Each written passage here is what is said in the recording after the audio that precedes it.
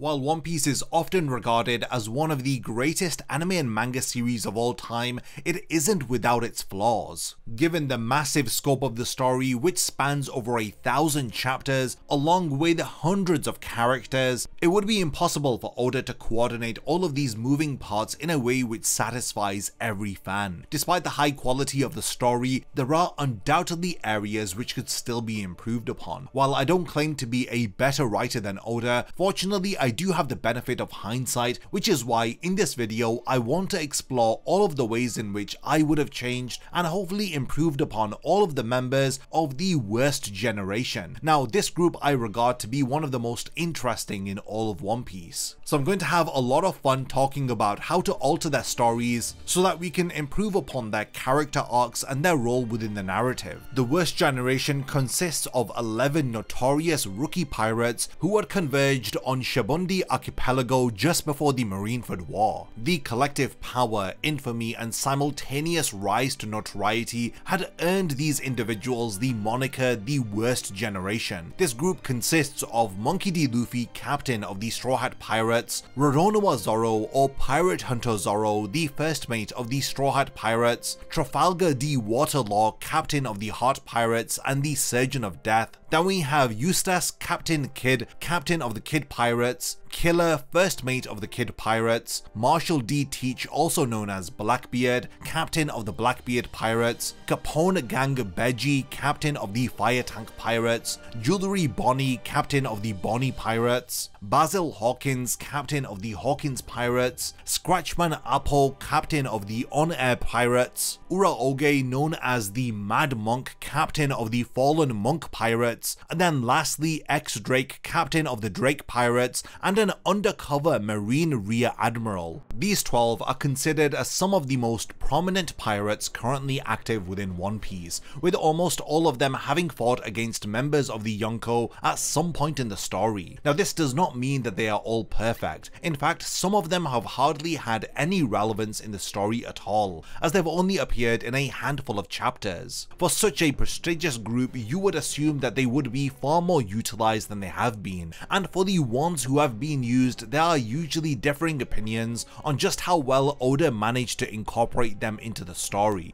This is understandable, as Oda had very famously come up with the character designs for the remaining Worst Generation outside of Luffy, Zoro and Blackbeard in just a matter of hours after one of his editors had recommended introducing some characters who could act as immediate rivals to the Straw Hat crew. Given that the main premise behind the Worst Generation is that they're supposed to have more potential than almost anybody else that Oda has introduced in the story, it is understandable to see why fans would like to have seen more of them, and it's for this reason that I'm going to start this video by discussing the member of the Worst Generation that we see the least of. This of course is Mad Monk Urouge. Since the 2-year time skip in One Piece, the Mad Monk has barely made an appearance. He was only shown briefly conversing with Kaido during the Yonko's introduction as he had leaped from the balloon terminal Sky Island. While the other members of the Worst Generation have had significant roles either as allies or antagonists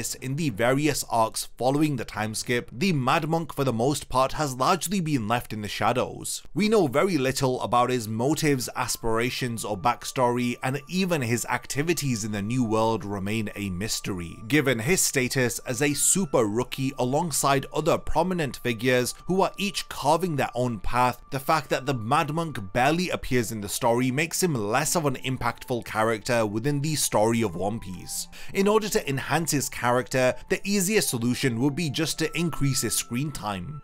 Mad Monk could be featured prominently in an arc where he interacts with the Straw Hat Pirates. Through these interactions, both the characters and the audience could gain insight into his personality, ambitions, and the dynamics within his own crew. This new story arc wouldn't necessarily need to elevate Mad Monk to a long-term major character status similar to the likes of Trafalgar Law in Punk Hazard or potentially Jewelry Bonnie in Egghead Island. Instead, it would be better if it could mirror Capone Beji's role in the Whole Cake Island arc, as this had massively expanded our understanding of his character and his crew before transitioning away from them at the end of the arc. Until Mad Monk is developed further as a character, it remains difficult for the audience to invest in him. Now, with the highly anticipated Elbaf arc on the horizon, it presents a huge opportunity to delve into the story of Urouge, the lesser known member of the Worst Generation. We now shift our focus to the most visible member of the Worst Generation, which is Monkey D. Luffy. Now, proposing changes to Luffy's character can stir quite a lot of controversy amongst One Piece fans. Recently, I've seen debates on Luffy being overly serious or not serious enough, too naive or unexpectedly clever, overly goofy or too mature, too powerful or surprisingly vulnerable. It's safe to say that there is a massive divide within the fandom in their opinion of Luffy's character. Now, one consistent observation that I've had while following Luffy's journey is that I want him to show more curiosity about the world around him. It may sound odd considering Luffy often displays a childlike wonder whenever he lands on a new island, as he is eager to explore every nook and cranny of it, but this curiosity seldom extends beyond his immediate surroundings, and this is often portrayed as either a result of Luffy's naive nature or a deliberate choice to remain ignorant due to his high levels of self-assurance. While these are very distinctive qualities to have, it does sometimes become excessively simplistic. In my opinion, it makes sense to me that Luffy should have been interested in the Yonko before he was introduced to them, since they are direct rivals to Shanks and opponents that he would need to overcome in order to become the Pirate King. But yet it seems like he needed to be forced to learn about them. Much like how we see Shanks reacting to and learning of Luffy's adventures, it would be nice to see Luffy's reactions to the events of the world around him, something which rarely happens. The only two examples that I can think of are when he learned of Ace's upcoming execution back on Amazon Lily, and him hearing the news of Vivi's situation during the reverie. I want to see what Luffy thinks about the goings on in the world and what his reaction would be to hearing of Law and Kid's defeats against Blackbeard and Shanks. What does he think of Sabo being accused of killing Vivi's father? What on earth is he going to think when he learns about what has happened to Garp? If an opportunity presents itself where we can learn more about Luffy, then I think that we absolutely should, because he is the character that all of us are here for after all. Moving on to a member of the Worst Generation who isn't the captain of a crew, as we have Roronoa Zoro. For the vast majority of One Piece fans, Zoro has been utilized to perfection. As he has showcased his incredible loyalty to the crew, he has acted as a voice of authority when needed in Luffy's place, and he has reminded Luffy in his hardest moments of what it means to be the captain of a pirate crew. The main thing that I would have changed about Zoro would have been his role within the Wano arc. While Zoro definitely played a major part within this story arc, I definitely think that it should have been far more focused around him. Wano acts as the ultimate representation of Zoro's heritage, and frankly, it is something that has been foreshadowed throughout the entirety of the story. I think that it should have been more of a major event, the fact that the main swordsman character finally enters the land of the samurai. But as the Wano arc had progressed, it had become apparent that Oda never really seemed to fully commit to the idea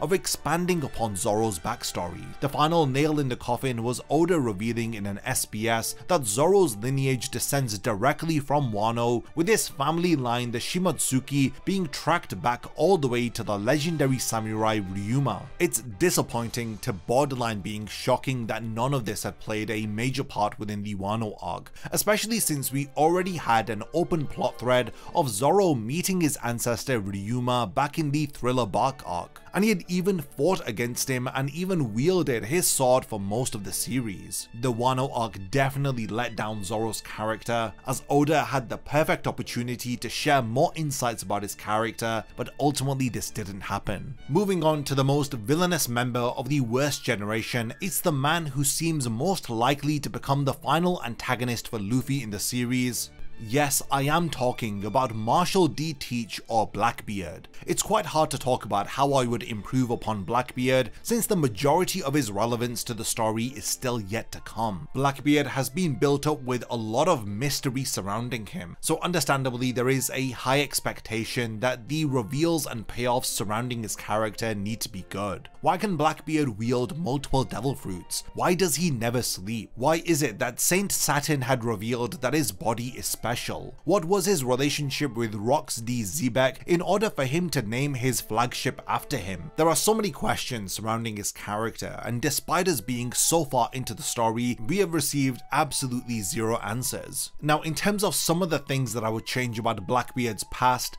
I think that Blackbeard has been exceptionally lucky throughout the story. The amount of plot armor that he has is only surpassed by Luffy's. I can get behind him beating Ace, but I find it hard to believe that Blackbeard and his crew had survived Magellan's Poison Hydra attack back in Impel Down, and this was only thanks to the kindness of Shiryu, who not only knew the exact location of the antidote to the poison, but he was only released thanks to Luffy's invasion of Impel Down. I think that all of these coincidences just make Blackbeard really lucky. Then there was his luck in surviving Whitebeard's attacks at Marineford and the follow-up by Sengoku. What about the fact that his crew wasn't wiped out by either the Marines or other Yonkos before his power was cemented during the time skip? There are several situations where luck is the only explanation as to why Blackbeard had appeared to come out of them unscathed. Given that the theme of Blackbeard's character is opportunism and making the most of every minor chance that he is given, it would be nice to see Blackbeard's wins attributed to his own strength or intelligence rather than just extreme amounts of luck. Thankfully, this did end up happening recently with his ambush of the Heart Pirates, which was very well planned out, and it was realistic for Blackbeard and his crew to come out on top from it. Let's move on to the Surgeon of Death, Trafalgar Law, as we find ourselves encountering a problem here.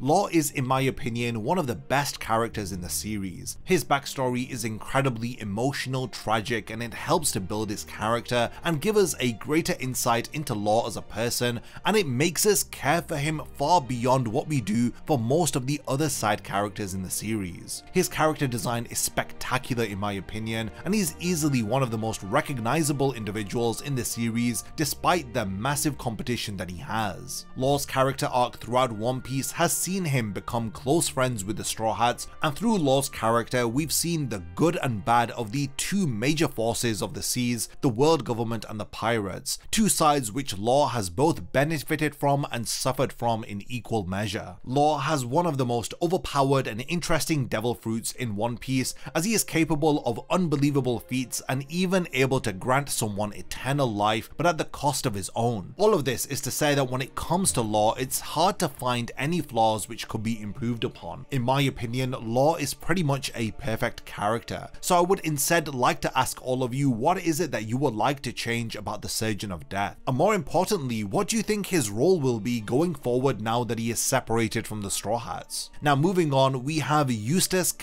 Kid. The absolutely best way to improve him as a character would have been to actually let him experience some kind of victory on his own. Throughout One Piece, we have seen Kid face catastrophic defeats against both Kaido and Shanks, and when he did end up winning against Big Mom, it had required the aid of Trafalgar Law. For someone who at their introduction had an even higher bounty than Luffy, this is pretty pathetic. During the duration of the 2-year time skip and beyond, we did not see or hear about Kid achieving any feats of note, especially when compared with Law, who had become a warlord and had achieved fame from the Rocky Port incident. Even if it was mentioned that Kid had taken down some pirate crew which was mildly notorious, it would have given a much needed boost to his reputation as we then enter into the second half of One Piece. But even if we ignore all of the defeats that Kid goes through, Oda could have simply improved upon Kid by giving him some kind of backstory or character motivation within the actual plot. We do have some backstory for Kid though, but this was relegated to an SBS which simply shows him as a kid with Killer and some other childhood friends, with a minor explanation of what happened to each of them, none of which really links to the ruthless pirate that he has become by the time of his introduction in the story. And the world government considered Kid to be a greater danger to the peace of the world than even Luffy. While not every character needs a tragic backstory, it would have been nice to at least have some indication as to what motivates Kid as a character and why the government had deemed him to be such a major threat. Next, we have a character who I find to be the least interesting out of all of the worst generation, and it's Scratchman Apoo. Everything from his design, powers, actions and motivations, they are all overshadowed by the far more interesting members of this group. When it comes to improving this character, I think it boils down to changing him entirely, which isn't really something that I want to do. I wanted to keep the character which Oda created as a foundation, which means keeping the fact that Apoo is from the Long Arm tribe and keeping his devil fruit the same. Even though I find Apoo to be annoying, I honestly think that the best way to improve him would have been to expand massively upon his devil fruit abilities. His powers are linked to sound and music, and this does give an opportunity for some of the most creative powers that you can think of. Think about examples like Utah's devil fruit in One Piece, or even Melody's abilities from Hunter x Hunter, Sailor Neptune's in Sailor Moon, and there are dozens of anime characters throughout the years who have showcased musical abilities in a variety of different ways. Since Apoo's whole theme is sound and music, I've always thought that it was a waste that we got to see very little of his devil fruit abilities, as I think that this aspect of his character could have contributed to him being a bit more popular and more relevant to the plot. Next, we have one of the most relevant members of the worst generation given the latest events of the Egghead Island arc,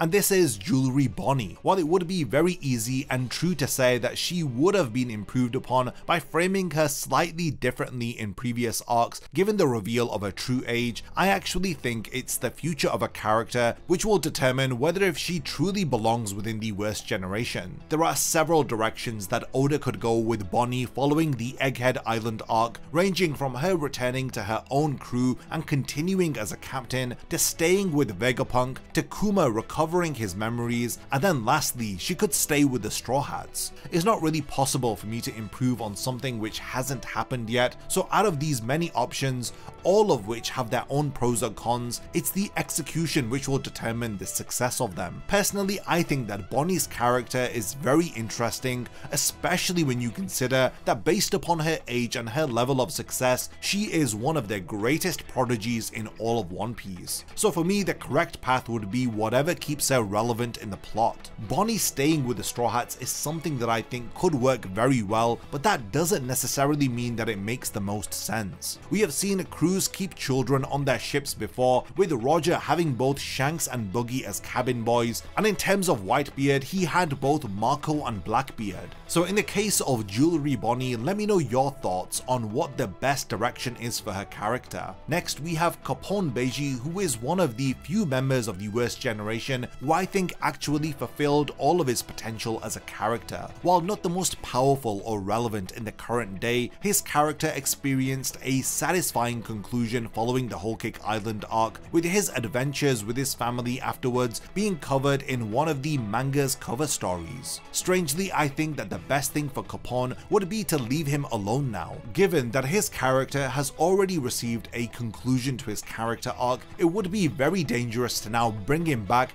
and thus threaten to ruin everything that was established earlier, just like the countless TV shows which come back years after finishing for a new season which just ruins everything. Next, we have Basil Hawkins, who is another member of the worst generation who never quite lived up to the potential that many people had thought that he had, and based on his conclusion in the Wano arc, it is possible that we won't see much more of him in the future. Now this is a shame if you ask me, because there are few pirates that I found to be more interesting than him. Why can he apparently see glimpses of the future while using his tarot cards? As this was an ability which had nothing to do with his devil fruit, so it's fascinating to think that this is something that people can simply learn to do. Does it have anything to do with the island that he has come from? Is he perhaps a true oracle, someone like Madame Charlie from Fishman Island who truly could see the future? There simply are so many questions surrounding Basil Hawkins, and they could have been expanded into interesting avenues, but yet none of them seem like they will ever be answered now. If he was truly able to use his tarot cards to read fortunes and to see what was likely to occur, could he not have done that to see who was most likely to become Pirate King? Just what exactly are the limitations to his ability, given that both the past and future play a massive role in the mystery and world building of One Piece? It will be interesting to see whether if Oda will bring his character back at some point in the story, but as for now, Basil Hawkins appears to be someone who disappears before their full potential is actualized. The next member of the worst generation is another one who isn't a captain of the crew, and it's Eustass Kid's right-hand man, Killer. Honestly, he was a character that I doubt anyone had felt much attachment to when he was first introduced. With his consumption of a smiley, which is a corrupted devil fruit, it had granted him no power but had forced him into a constantly smiling and laughing state, and I believe that this had effectively killed most of the potential of his character. What had happened to Killer had increased the emotional stakes for Kid, but at the cost of reducing Killer just for the sake of building up Kid.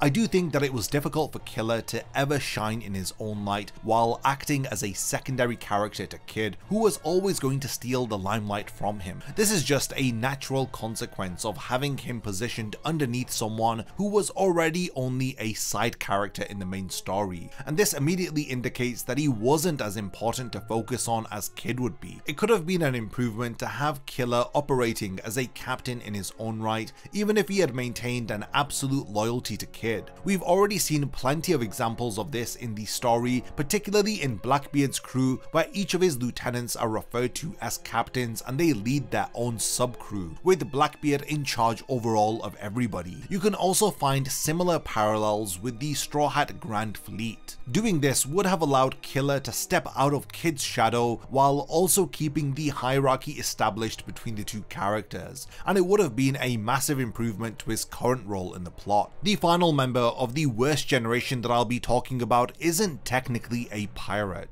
While the entire world may view him as one, and even despite the fact that he was once seemingly loyal to Kaido, X-Drake is in fact an undercover marine operating as a part of the organization SWORD. X-Drake's backstory intertwines with that of Trafalgar Law, as it reveals that his father, Diaz Barrels, was a former marine who had turned into a pirate, intending to sell the Opi Opi no Mi back to the marines, but was ultimately killed by Doflamingo and his crew. After this tragedy, X-Drake was rescued from the island by Marine Vice Admiral Suru, and this had set him on the path to becoming a marine himself. X-Drake as a character is kind of interesting on his own, however it's his relationship with the marines which really does make his character stand out a bit more than just a side character. With X-Drake acting as an undercover marine, he had played both sides, so he had seen just how much evil both the marines and pirates were capable of. Garp, who represents the older generation, recognizes the atrocities of the marines and the world government. He knows exactly what they are capable of, but Garp as a character is far too interlinked into the system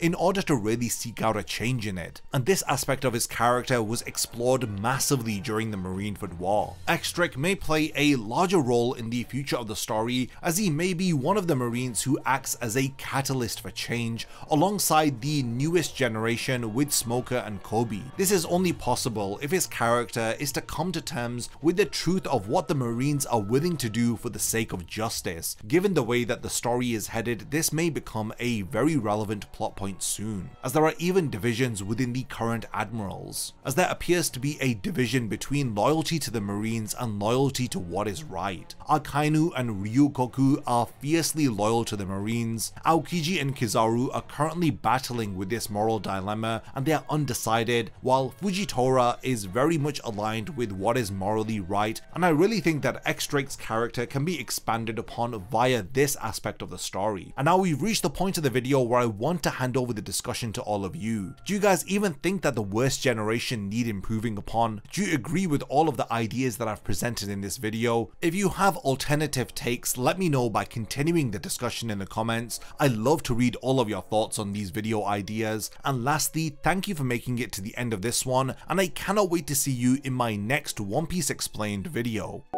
If you enjoy my content, then you can support my channel through Patreon for as little as $1 a month, or even through YouTube by becoming a channel member. You will gain access to exclusive channel perks and a Discord server which I frequently use. So become a member of my Zero Division and be the first to know about my upcoming videos. And once again, thank you for sticking around till the end of the video, and whatever you contribute will mean a lot to me.